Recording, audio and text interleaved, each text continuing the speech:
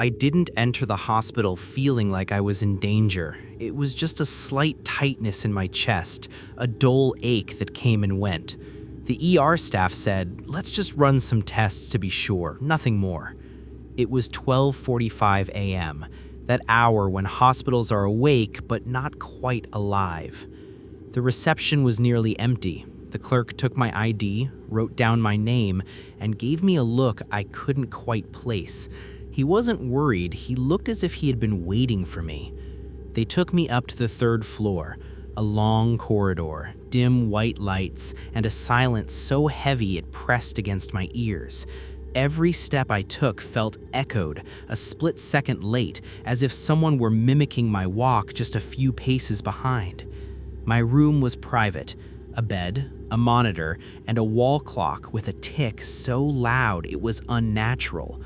Half an hour passed, and that's when the feeling set in. Something was wrong. Time began to move with a sickening slowness. Tick, tick, tick. It didn't feel like it was measuring seconds. It felt like it was counting my breaths. Then I heard it, the sound of a gurney rattling in the hallway. It drew closer, then stopped directly in front of my door. I waited for someone to enter. No one did. I got up to look. The hallway was empty. The gurney stood there, abandoned in the middle of the corridor.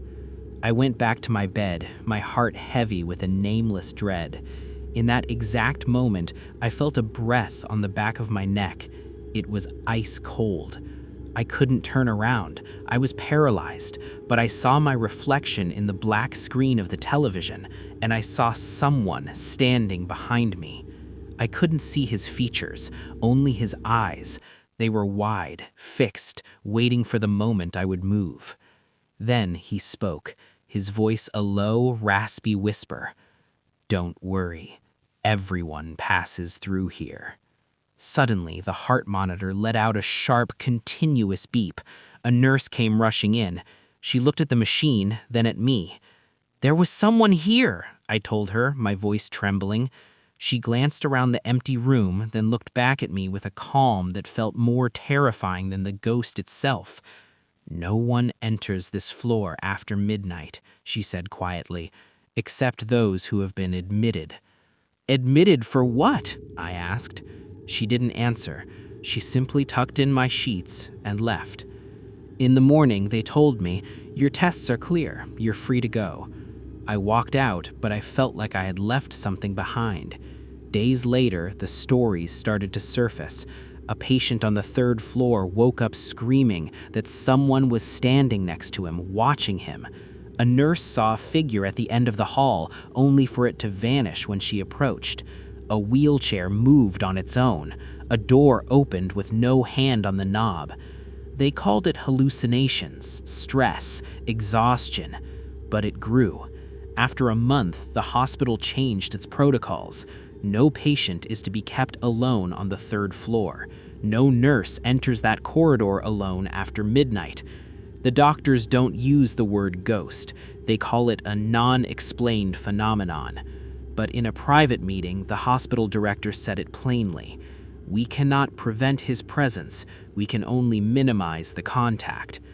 If you walk into that hospital now and look at the bulletin board, you'll find instructions that have no medical explanation. Do not stand in front of room 317 after 1 a.m. If you hear extra footsteps behind you, do not turn around. If a door opens on its own, close it quietly and walk away. The patients all tell the same story, the same face, the same gaze, the same sentence. "Don't worry, everyone passes through here." And the truth that no one dares to speak out loud? Deep in the hospital archives, there's an old file sealed with red wax. It bears my name, and underneath it, written in clear, bold ink, "Patient never departed." Since that night, anyone who stays on the third floor knows this hospital has a ghost, and he has no intention of leaving.